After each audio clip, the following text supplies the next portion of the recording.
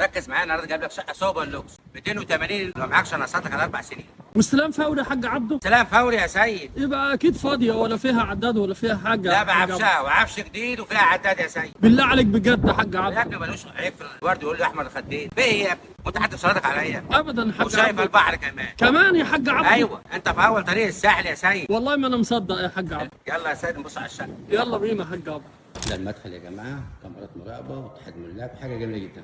الشقه بالعفش كمان والاجهزه. يلا نبص على الشقه وارجع لكم تاني. السلام عليكم ورحمه الله وبركاته. اللهم صل وبارك على سيدنا محمد عليه الصلاه والسلام. الاجمل شيء يا جماعه هو صلاه النبي.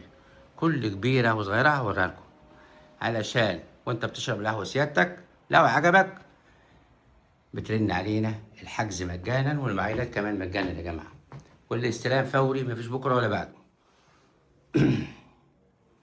يا جماعه العقار ما بيخسرش، عامل زي الجبنه التركي، كل ما يدم يحلو.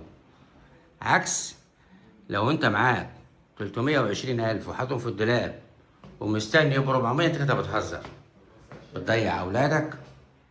تسحب 10 في 20 ده فاجأ، مفيش غير الاستيك ده لو طولته. انت لو حطهم في عقار انت كده في الامان. بالنسبه للاستلام يا جماعه فوري، كاميرات مراقبه، هوريكم المدخل كمان، كل كبيره وصغيره هوريها لكم. اشوفكم على خير في فيديو جديد. تحياتي محمد عبده، والسلام عليكم ورحمه الله وبركاته.